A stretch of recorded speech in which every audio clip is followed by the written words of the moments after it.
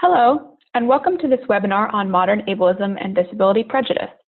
I'm Carly Friedman, the Director of Research at the Council on Quality and Leadership, or CQL. This webinar is being closed captioned. To see the captions, push the little CC button at the bottom of your screen. You can then resize the caption box by clicking the down arrow. This webinar will focus on modern forms of ableism and disability prejudice, especially those subtle and unconscious forms that are perpetrated by well-meaning people. In doing so, the webinar will cover a brief history of traditional and historical forms of ableism, a discussion of modern forms of disability discrimination and social devaluation, an overview of social psychology frameworks of prejudice, and research on contemporary disability prejudice, especially microaggressions and aversive ableism. This webinar is being recorded and will be sent out to you, as well as put on our website so that you can reference it later. Also, I'll be answering questions at the end of the webinar as time permits. Let's start with a discussion about historical and modern ableism.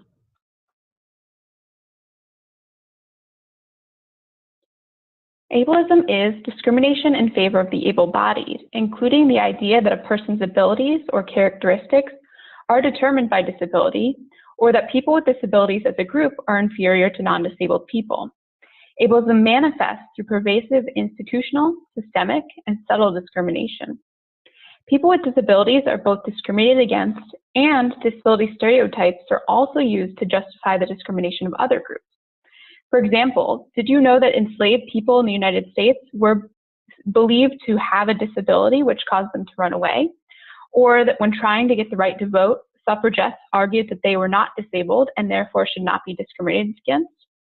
I'm sure most of us on the call are also aware of the long and dark history of institutionalization and forced sterilization of people with disabilities in this country. Although these historical examples may seem like ignorant decisions of the past, people with disabilities still face pervasive discrimination. About 50% of people with disabilities experience poverty. To this day, people with disabilities can still be forcibly sterilized in the United States. The unemployment rate for people with disabilities has never been below its pre-Civil War rate of 70%. These are just a few examples of how people with disabilities are commonly discriminated against on both individual and systemic levels. Ableism manifests through pervasive institutional, systemic, and subtle discrimination. Systemic discrimination, which is rooted in history, constitutes a significant amount of the oppression people with disabilities face. Harmful disability attitudes and narratives both are reinforced by social devaluation and help produce social devaluation. Although people with disabilities have gained significant strides when it comes to rights, services, and supports, they are still socially devalued. There are a number of common cultural representations or ways we view disability that contribute to or reinforce discrimination. For example, some tropes focus on what people with disabilities cannot do and places in society that they cannot participate. Doing so ignores the richness of people with disabilities' lives and exaggerates the negative of disability by focusing on pain, suffering, dependence, tragedy, and cure. These types of beliefs reinforce stereotypes, emphasize difference, and reinforce fear of people with disabilities. Other disability narratives underestimate people with disabilities as they portray them as helpless, vulnerable, dependent, incompetent, or passive. While people with disabilities are seen as less capable or less intelligent and more childlike or more dependent, they are treated with pity and condescension. These narratives are often associated with non-disabled people being paternalistic and infantilizing towards people with disabilities. People with disabilities are often also portrayed in the media as maladjusted or bitter as a result of their impairments. So for example, think about pretty much any movie villain or monster, especially ones in children's films. The villain almost always has some sort of disability or a giant scar or facial disfigurement, so you instantly know they're the bad guy. Think Captain Hook. And not only that, but you understand they're seeking revenge because of their disability. Often because it was the hero's quote-unquote fault they got that way. These types of stereotypes about being tragic leads people to think people with disabilities are burdens to those around them. Finally, the most prominent disability narrative is that of the inspiration. that is, people overcoming their disability either to achieve everyday things or on an extreme end, doing something extraordinary. And for this narrative, I'd like to show you a clip from disability activist Stella Young, because she discusses it much more eloquently than I could. I grew up in a very small country town in Victoria. I had a very normal, low-key kind of upbringing. I went to school, I hung out with my friends, I fought with my younger sisters. It was all very normal. And when I was 15, a member of my local community approached my parents and wanted to nominate me for a Community Achievement Award. And my parents said, that's really nice, but there's kind of one glaring problem with that. She hasn't actually achieved anything. Yeah. And they were right, I went to school, I got good marks, I had a very low-key after-school job in my mum's hairdressing salon, and I spent a lot of time watching Buffy the Vampire Slayer and Dawson's Creek. Yeah, I know, what a contradiction. But they were right, I wasn't doing anything that was out of the ordinary at all. I wasn't doing anything that could be considered an achievement if you took disability out of the equation. Years later, I was on my second teaching round in a Melbourne high school, and I was about 20 minutes into a Year 11 legal studies class when this boy put up his hand and said, "Hey miss, when are you going to start doing your speech?" And I said, "What speech?" I'd been talking to them about defamation law for a good 20 minutes. And he said, like your motivational speaking. When people in wheelchairs come to school, they usually say, like, inspirational stuff. Yeah.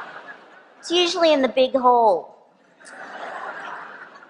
And that's when it dawned on me. This kid had only ever experienced disabled people as objects of inspiration.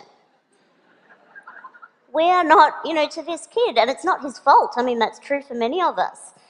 For lots of us, disabled people are not our teachers or our doctors or our manicurists. We're not real people. We are there to inspire.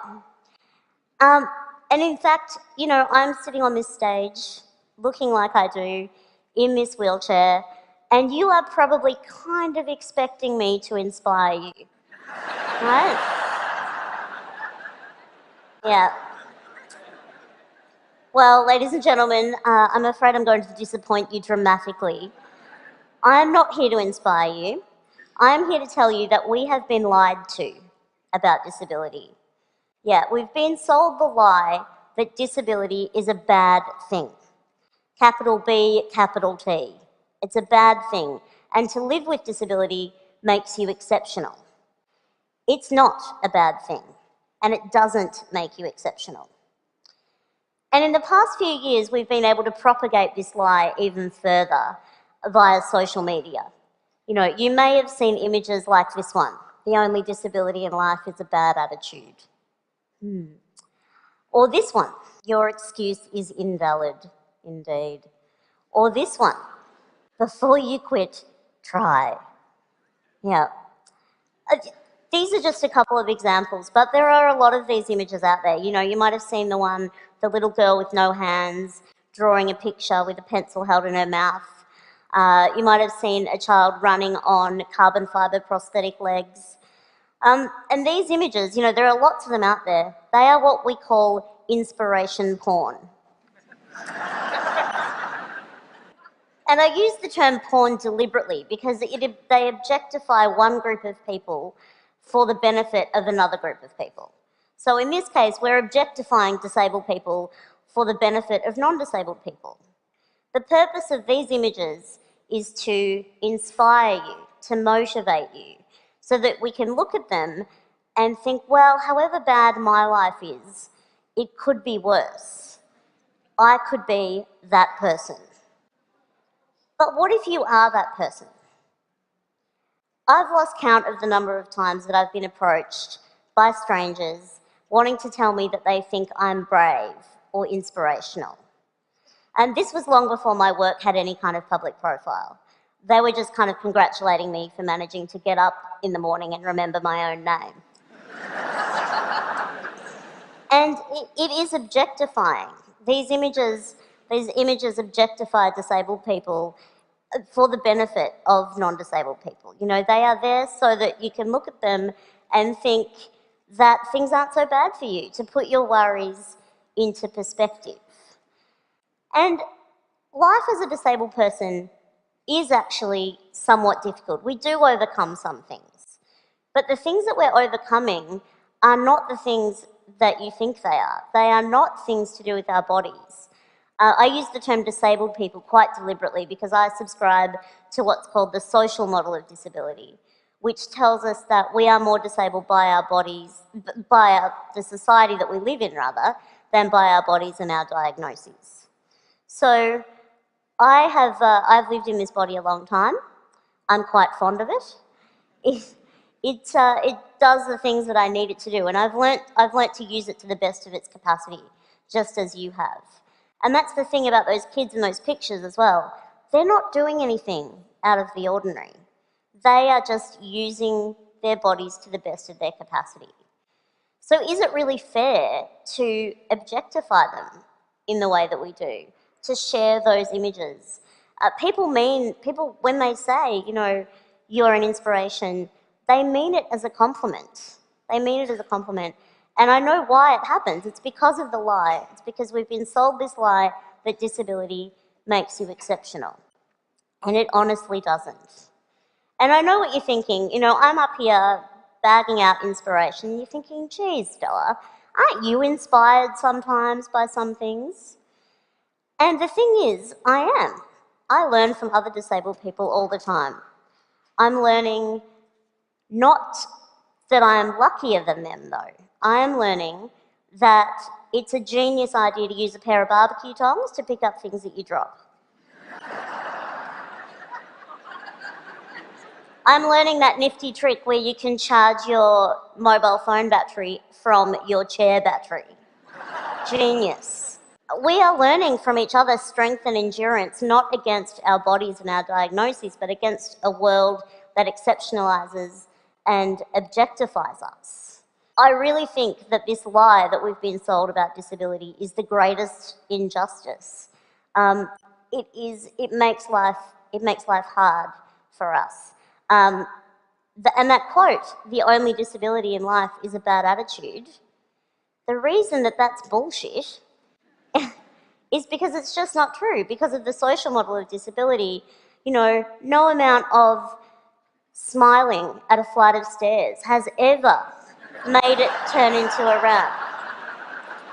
Never.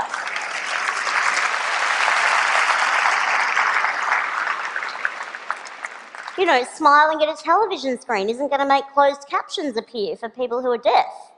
You know, no amount of standing in the middle of a bookshop and radiating a positive attitude is going to turn all those books into Braille. It's just not going to happen. It's just not going to happen. I really want to live in a world where disability is not the exception but the norm. I want to live in a world where a 15-year-old girl sitting in her bedroom watching Buffy the Vampire Slayer isn't referred to as achieving anything because she's doing it sitting down. I want to live in a world where we don't have such low expectations of disabled people that we are congratulated for getting out of bed and remembering our own names in the morning. I want to live in a world where we value genuine achievement for disabled people. And I want to live in a world where a kid in year 11 in a Melbourne high school is not one bit surprised that his new teacher is a wheelchair user. Disability doesn't make you exceptional, but questioning what you think you know about it does. Thank you.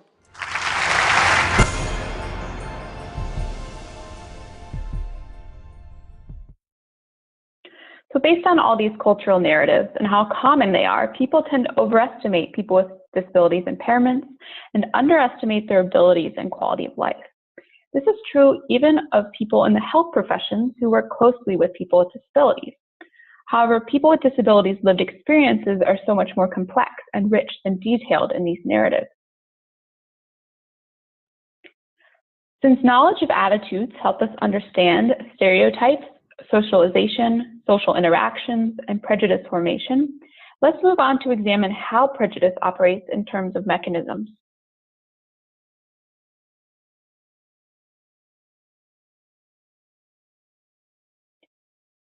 Traditionally, prejudice has been thought of in one of two ways. You're prejudiced or you're not. So if we think about prejudice, such as racism or ableism, as a Venn diagram, we typically think of the circles as not overlapping whatsoever. For example, we, and I'm speaking collectively when I say we, believe either you're racist or you're not. This is absolutely wrong. Prejudice is not dichotomous. In modern society, almost everyone identifies as, quote, not ableist, yet it's pretty clear that ableism is prevalent and interwoven through every level of our society, from institutional to interpersonal.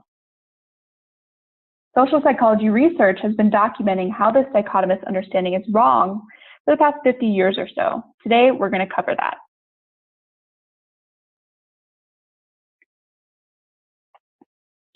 To understand the way prejudice operates, we need to get an idea of how it's been conceptualized over time and how it has functioned in response to different points in time.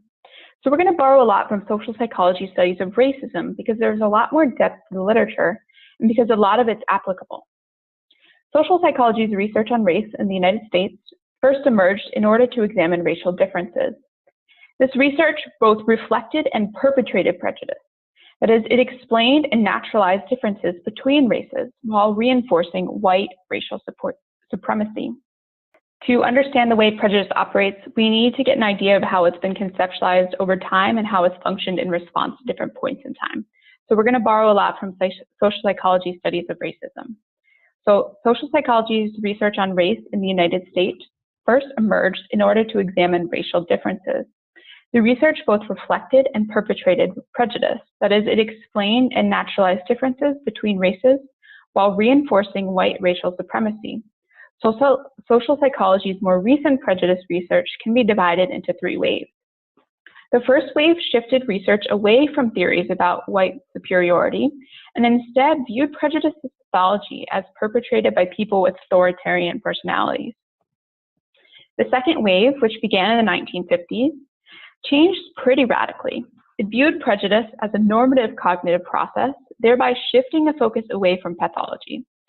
This wave understands that most people are prejudiced because of the ways brains categorize in-groups and out-groups, internalize stereotypes, and because of institutionalized prejudice.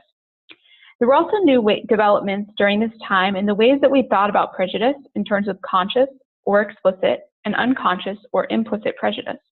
And when I say unconscious, I mean the person who is perpetrating the prejudice is unaware that they hold these attitudes or that they are perpetrating them.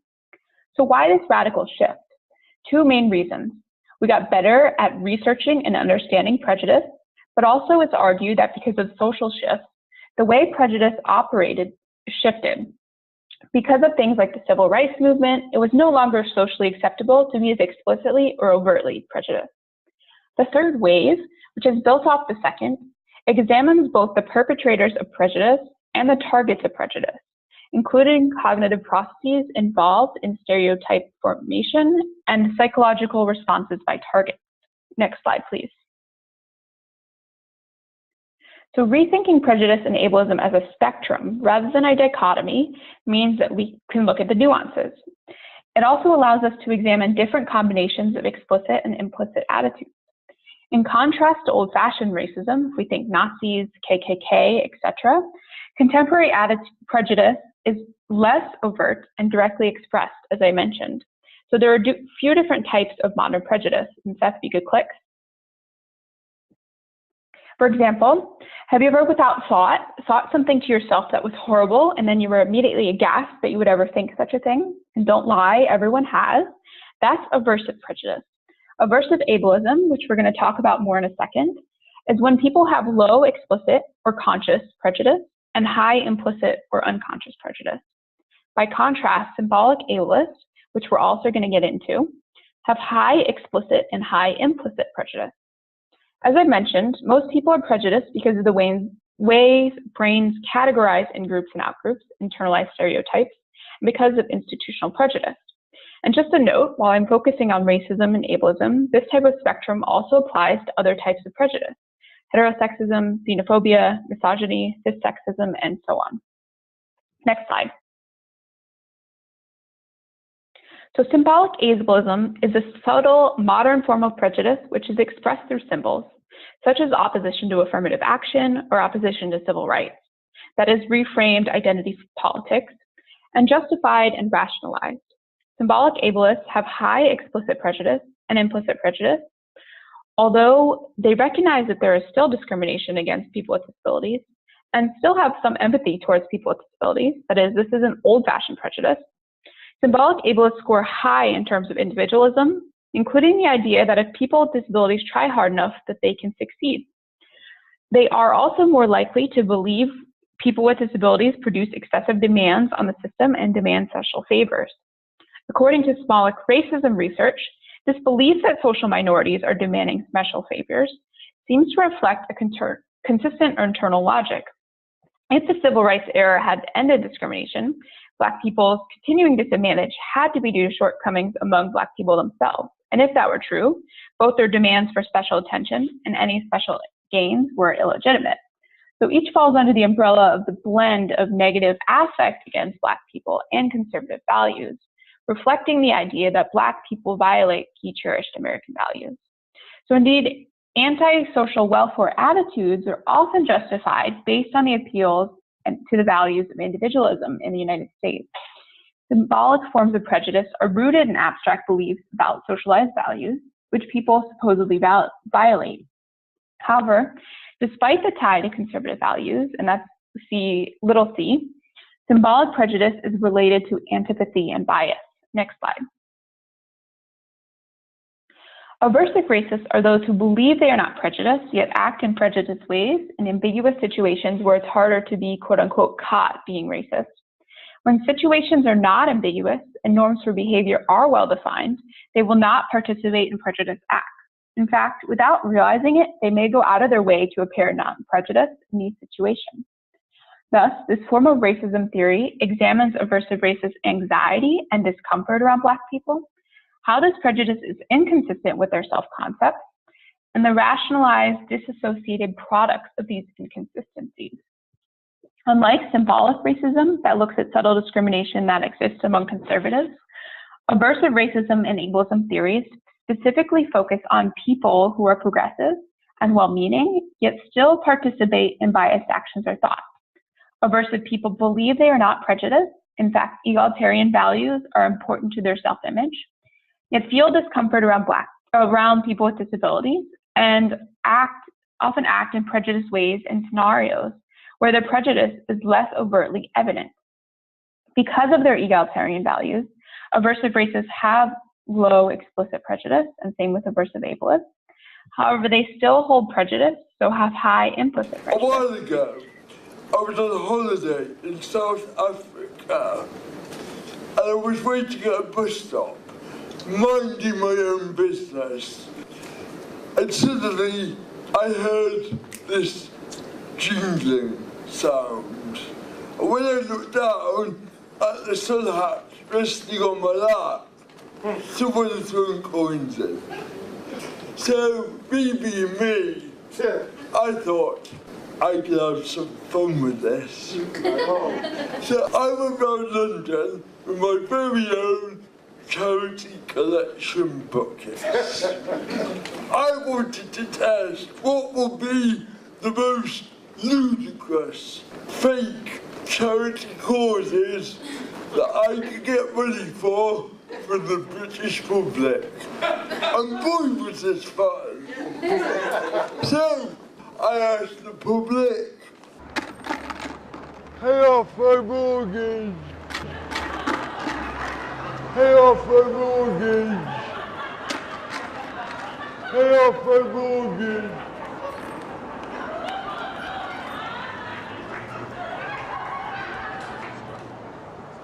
I'm sorry, you really don't want to pay off my mortgage. You don't want to do that, really.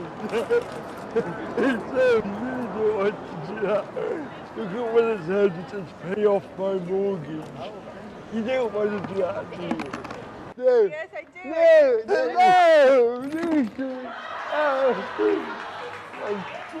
Therefore, my next bucket said, please don't put money in here. I will get a criminal record if you do.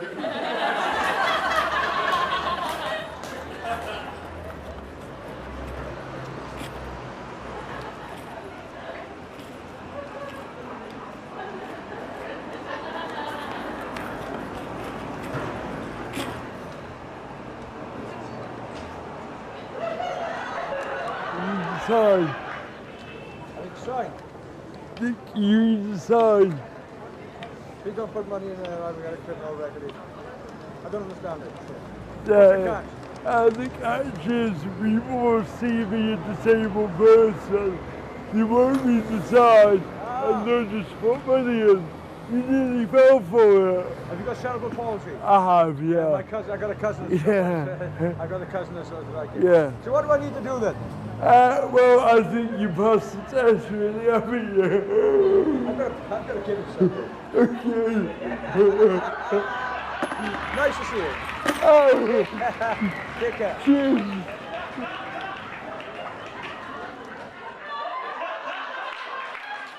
Therefore, my next book is read. This is a scam. Sucker.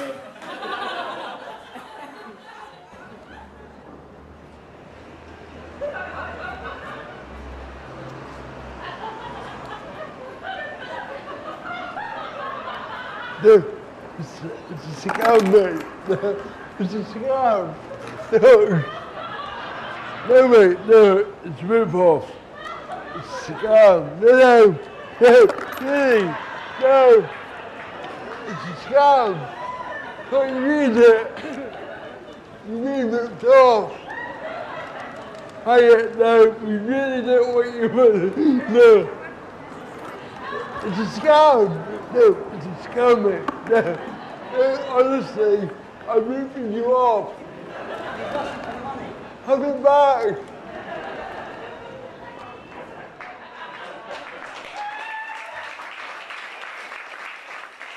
The next book, it said, I am not a charity case. Let's think about this. Someone putting money into this book, it will be agreeing that I am not a charity case, and at the same time treating me like I am a charity case. That's right, it's a paradox.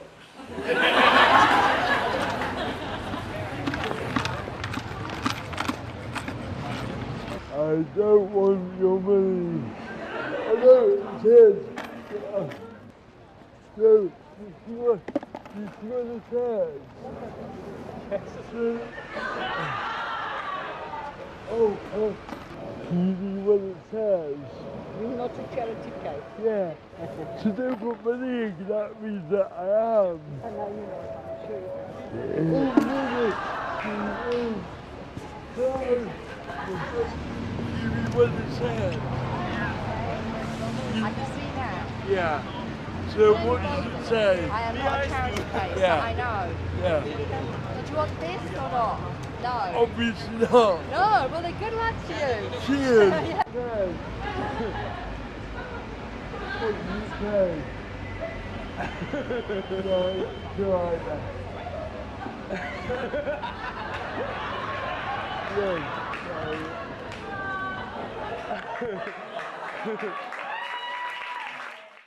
my final bucket, red. Kill the piggies. How much is that dog in the window? Woof, woof.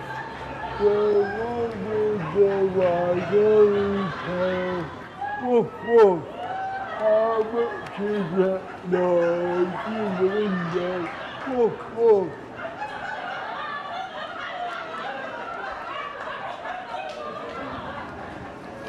Down with dogs, down with puppies,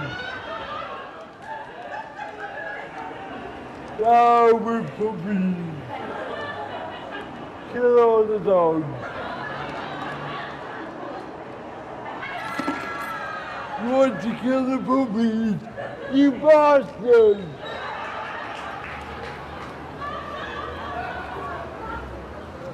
Why do we want that? I don't want this. Well, I know why you're for a house, but are you No, cripple, are you, of some sort? just a cripple, you could say. I see. Let's see, is that it? I have cerebral palsy, yes. I see. Hello. Yeah. What?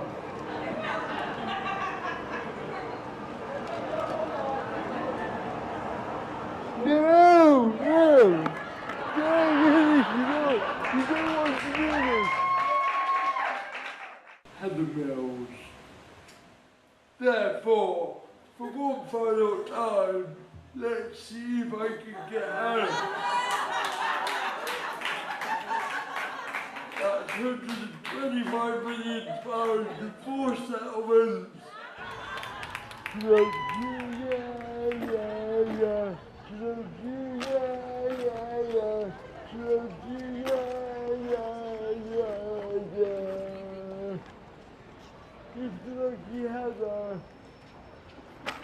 you want some more? Do you really want to give money to Heather Mills? Not Not really, I don't blame you. Something else. You're very funny, you're bad. She didn't get everything she wanted. You don't want to give anything? I'll give it to you. No, I don't want it either. You don't really want to give to Heather Mills. Like a hole in the head. You really want to give Heather Mills more money? No. No. I do. Okay, no to Heather. Okay. The only charity cause that I couldn't fundraise for was charity fundraiser Heather Mills. Episode slug, goodbye. So let's go back to this arrow then. Now that we understand a little bit better about what I mean when I discuss the different types of explicit and implicit. Next slide, please. So if we look at the differences between explicit and implicit ableism, in this study I completed with approximately 350,000 people, explicitly or consciously, most often people reported having no preference for non-disabled people or people with disabilities, aka they either believed or at least reported, because they didn't want to be judged, that they were not prejudiced. Meanwhile, when we look at the graph on the right, which shows their implicit attitudes, the overwhelming majority of people were implicitly prejudiced, with most people strongly preferring non-disabled people. Next slide. So when we put people's explicit and implicit attitudes together, this is how it shakes out. The majority of people, or 56%, scored as aversive ableists, 11% were symbolic ableists, 3% were principled conservatives, which is something I didn't get much into today, but it's when people have high explicit and low implicit. There was a reference at the bottom if you're interested in learning more about that. Finally, 29% scored as truly low prejudiced. Often people wonder, which is better or worse, aversive or symbolic prejudice? And I think that's really asking the wrong question. It's not necessarily which is worse. That is, both are really bad and can hinder the quality of lives of people with disabilities, but rather we should be asking, how do they influence behavior and interactions? Next slide. So up until this point, I've mostly discussed ableism and prejudice in theory. You may be thinking, well, theory is all good and well, but so what?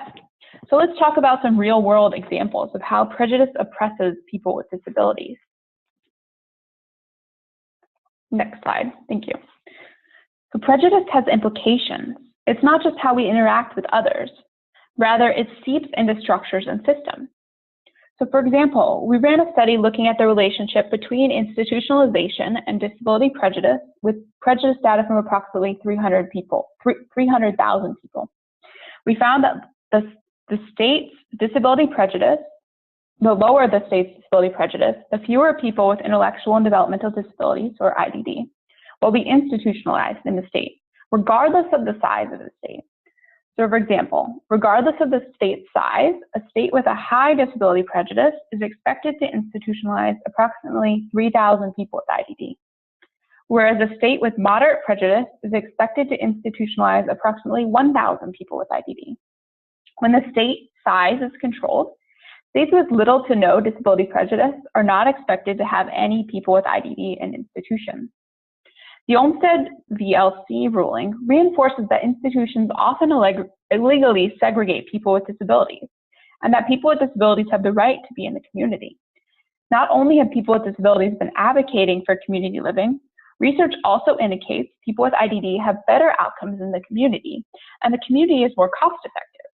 So in outcomes, preferences of people with IDD, expenditures, and state resources are all ruled out as potential rationalizations for continued institutionalization. There are a few quote-unquote justifiable reasons left for institutionalization other than prejudice. Next slide, please.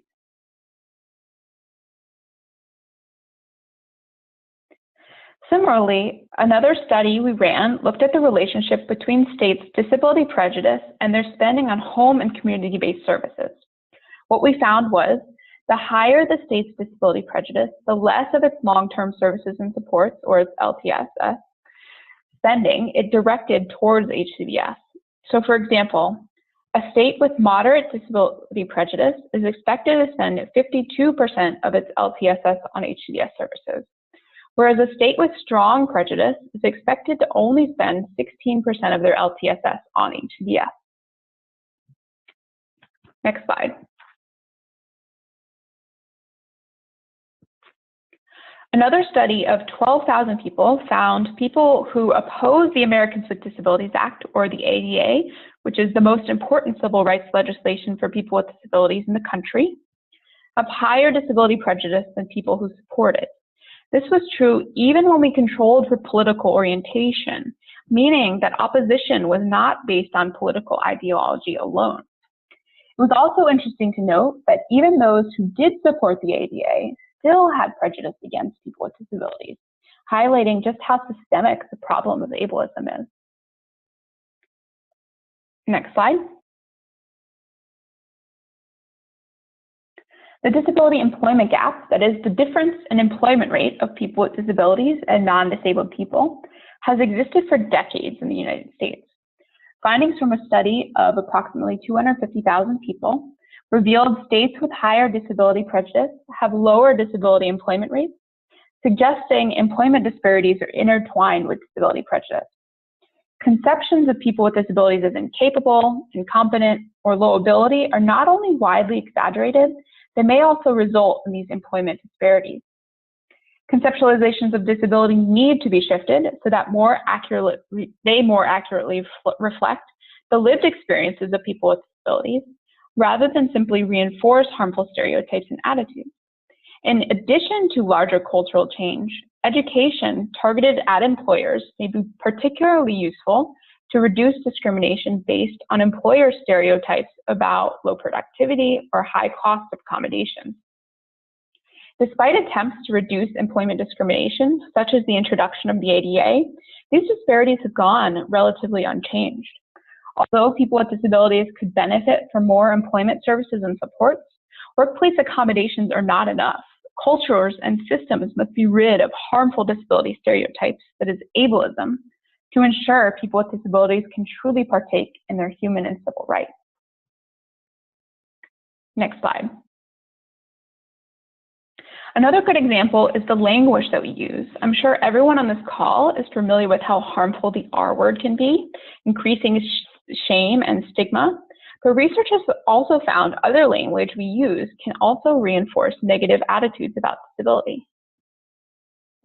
For example, a number of autistic advocates have criticized the autism puzzle piece imagery for implying that people with autism don't fit in, or that something is missing, or are puzzling. Well, a recent study also just found that the autism puzzle piece actually does more harm than good because of negative association. Another example is if you think about this type of language that tries to skirt around disability, such as handy capable or differently abled or special needs, it inherently implies that there's something wrong with disability. This is one reason why some of the disability community has moved towards identifying identity-first language using disabled persons rather than person-first language. Of course, I'm not recommending you ignore the language a person chooses for themselves, just trying to point out that our language is loaded with meaning, a lot of it harmful. Next slide. So thinking a little smaller in scope, how does prejudice impact our relationships with others? Well, looking at family members, for example, those who have pretty close relationships with people with disabilities, we find that although they have lower prejudice than people who do not have family members with disabilities, the majority of family members still have moderate disability prejudice. So not to demonize family members, rather I point this out to highlight just how systemic the problem is. In fact, research has also found that although they typically hold less prejudice than non-disabled people, people with disabilities themselves often have disability prejudice because they internalize stereotypes and attitudes about disability. Next slide. As we've now seen the so what, that ableism impacts what people think and feel about people with disabilities, impacts how services are funded and how systems operate. It's everywhere. So what can we do about it? Next slide. First, let's recap some of the ways modern prejudice operates so we can remember how it manifests. Some key points to remember. Most people are aversive ableists with low explicit and high implicit disability prejudice. Since we can't go up to every stranger and measure their conscious and unconscious attitudes in the real world, some important characteristics to keep in mind about aversive ableism.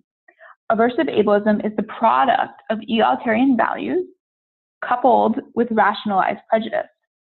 Aversive ableists rationalize their prejudice because it's inconsistent with their self-concepts, that disability is complex, different people have different understandings of disability, and what disability is and who people with disabilities are not necessarily clear to people. However, most who say conflicting things about disability do mean well. That is, they do not intentionally say things that are ableist. Instead, the ableism sneaks out and comes out in ways they did not expect or were not aware of. This is aversive ableism. Because of this, non-disabled people, especially those with no disability consciousness, they truly have no idea that they're perpetrating these forms of prejudice. So when people hear about the different forms of prejudice, including explicit and implicit, they often wonder what is worse. It's kind of a trick question because both are harmful.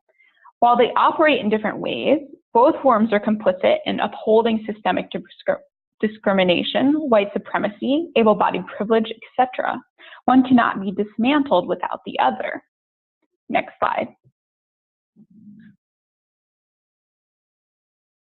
Now that we're all upset about how terrible things are, what can we do to reduce prejudice? Because it often operates unconsciously, modern disability prejudice can actually be really tricky to truly reduce. In fact, research has found that disability stimulations can actually reinforce stereotypes rather than disrupt them. So one big problem is most people believe that they're not prejudiced. And if you don't believe you're prejudiced, how are you going to change? Although it might be really difficult to reduce these forms of modern prejudice, and that can be overwhelming, we can start small. So you're doing a small step right now, learning more about how prejudice operates. Armed with this information, you can begin to examine your own prejudices and stereotypes. That is, how you might be committing microaggressions and everyday acts of prejudice. I would argue it's always fruitful to critically examine one's own privileges and prejudices. Then you can make a conscious effort to change your behavior. One small step, first step, could be re-examining the language that you use.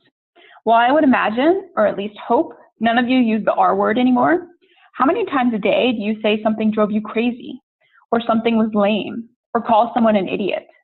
The language that we use not only reflects cultural and societal attitudes towards people with disabilities, it can also serve to reinforce them.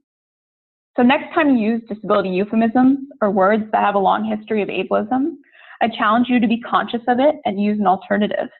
It's really hard and it takes a ton of practice, but it's a really small, everyday example of a way to stop reinforcing bias. Another good example for the many of you on the call, how many of you on the call, is it your first time seeing these amazing disability rights history photos by Tom Olin that I've used throughout the presentation? Can you name what events they're from or who they are?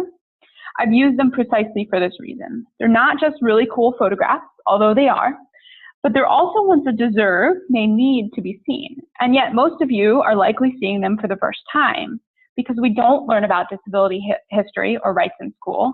And unless we work in disability-related fields or have friends or family with disabilities or have this disability ourselves, we may never hear about disability at all other than tropes and stereotypes. This is what I'm talking about when I say not only make a conscious effort to learn more about prejudice and how it operates, even if you think you know, as I've noted, we internalize a lot more of society's values and discrimination than we think. So learn about disability and history and activism in this country, learn about disability identity and pride, and learn about the flourishing art and cultural scene. The lived reality and lived experiences of people with disabilities are important not only to counteract these ideas that we all internalize about disability, but are also just basic parts of being a good ally. So we talked about some of the ways you as an individual can work to make change and reduce ableism. At the organizational level, we can implement cultural changes to ensure stereotypes and negative attitudes about disability that may impact the services and supports people receive. For example, this may include changing the culture of an organization to truly treat people with disabilities with respect and recognizing people's abilities instead of just thinking about what people cannot do. Elements of respectful practice include not only recognizing a person's personhood, but supporting the person to control their own life, recognizing complexity regarding choice and dignity, and sensitivity as reflected through interactions and language. It's also crucial to ensure people with disabilities are centered in their own lives. Respect of and for people with disabilities means not only counteracting continuing discrimination, but recognizing their full personhood, ensuring they have opportunities, and including the opportunity to make choices and take risks, and recognizing disability as an identity and a community. As we've discussed today, prejudice can also impact decisions at the systems or state level. For example, institutionalization and community living are both linked to prejudice. Armed with this information, we can advocate to ensure those making decisions are aware of these relationships between certain practices, such as institutionalization and prejudice, and advocate for stronger, more person-centered services and a stronger community infrastructure. This also includes working to get more people with disabilities involved as decision makers or elected officials. Next slide. So disability prejudice impacts people with disabilities' everyday interactions, their opportunities, and if and how they gain access to the rights to which they are entitled. As such, ableism is a direct threat to the quality of life of people with disabilities. Next slide. So now we'll take questions as time permits. If you have a very particular question, or if we run out of time, or if you'd rather speak more directly to me, I'm also available at the email listed on the screen. It's cfriedman@thecouncil.org. Okay, so let's take some questions.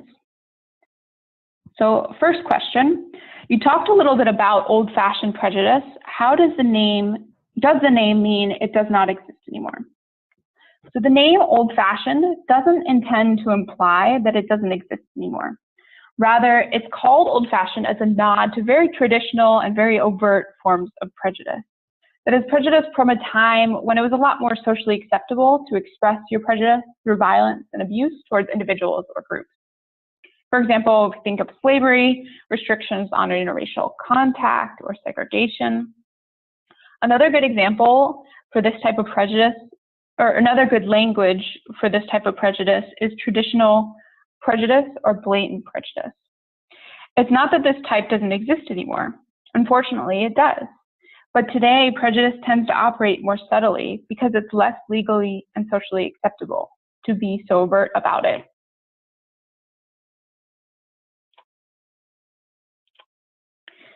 So there's a question. I've heard about microaggressions a little bit. How does it fit into all this? Right. So I didn't get into microaggressions today because I didn't want to introduce more topics because I know I threw a lot of information at you. But for those not familiar with microaggressions, particularly racial microaggressions, were a concept birthed in the late 1970s. Microaggressions are brief, everyday messages that degrade people of color or other groups because of their membership in a minority group. Microaggressions may invalidate recipients' group identity, demean recipients on a personal or group level, suggest they are outsiders, threaten recipients, or express that they are inferior. As with what I've been discussing today, most often microaggressions are automatic or unconscious. And in this way, they are similar to subtle racism and ableism, except this branch of research studies prejudice in a very different way than symbolic or aversive racism. Symbolic and aversive examine the perpetrators of prejudice. So while microaggression research examines how this prejudice manifests and the expressions of those affected by it. Despite these methodological differences and the fact that these fields of literature do not often interact, racial microaggressions are a part of aversive racism. So microaggressions name, detail, and classify the actual manifestations of aversive racism. So it illuminates the internal experiences of people affected by microaggression. So question, so what are some good references where I can read more about modern forms of ableism or racism? It's a great question. I actually almost provided a slide of recommendations, but then it got extremely wordy because if you can't tell, I'm pretty passionate about this research subject, and I think it's important. So I added so many that it was hardly readable, and I ended up taking it out. So if you would like some future reading, shoot me an email at cfriedman@thecouncil.org. It's on the screen, and I will gladly send you some homework.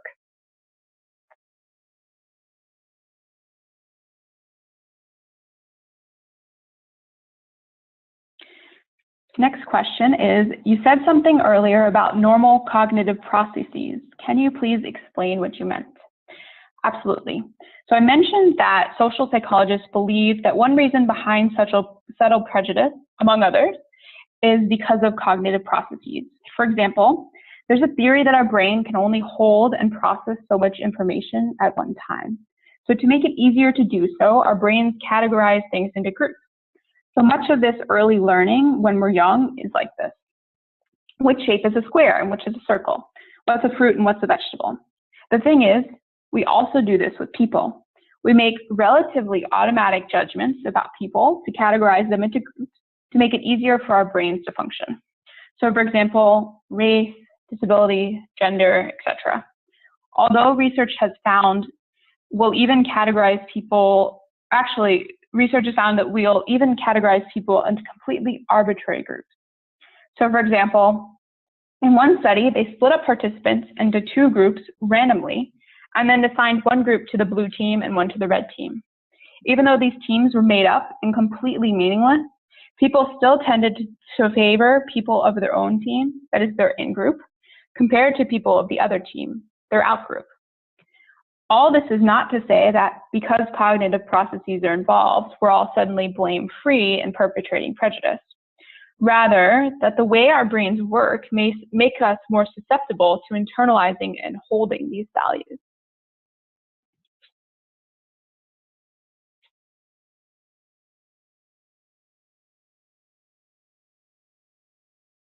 So next question, are modern subtle forms of prejudice less harmful than the old form? So although old-fashioned racism has historically been the most harmful and drastic form of prejudice, symbolic and aversive prejudice can be equally harmful. It's not necessarily better for society for a person to be aversive rather than a blatant or old-fashioned prejudiced person. Modern forms are also harmful because blatant ableism, racism, what have you, can serve as a scapegoat in which aversively prejudiced people can reinforce their lack of prejudice. So for example, by expressing outrage over blatantly prejudiced acts, aversively prejudiced people are reinforcing their own beliefs that they're not prejudiced. Because subtle prejudice is not a publicly understood concept. People believe they are not ableist or racist by comparison to traditional and overt forms of ableism or racism. So this allows them to claim, quote, I cannot be ableist, that over there is ableist, thereby making them feel more confident with their egalitarian self-image. In this way, aversive prejudice can be more troubling because it's harder to recognize and remove. The hidden nature of this subtle prejudice is because people do not necessarily recognize it as prejudice, allows for aversive prejudice to be a lot more pervasive and systemic than blatant prejudice. So I think we have time for one more question. So the question is, it feels like in the past few years the United States has become more prejudiced. Do you think this is true? How does it fit into what you're talking about? Although the past few months or years, it may not necessarily feel true, and I'd argue, and a lot of research would back me up, that as a society, we haven't necessarily become more racist per se. We were always racist. So there's just been a shift in how overtly it's expressed. Whereas before, it was less acceptable to express old-fashioned racism because of some of the ideology that's currently being spread. Explicit, overt racism is a little bit more acceptable. So we've seen shifts towards the right of the arrow with more symbolic and old-fashioned racism. And I'd argue things are a little bit different for disability because of narratives and stereotypes about disability, like pity, but that's probably more of a conversation for another time. So it looks like we're about out of time. I would like to thank you all for your time and attention, and anyone who has questions who we did not get a chance to get to or would like to follow up with me can do so with the email listed on the screen. Thank you and goodbye.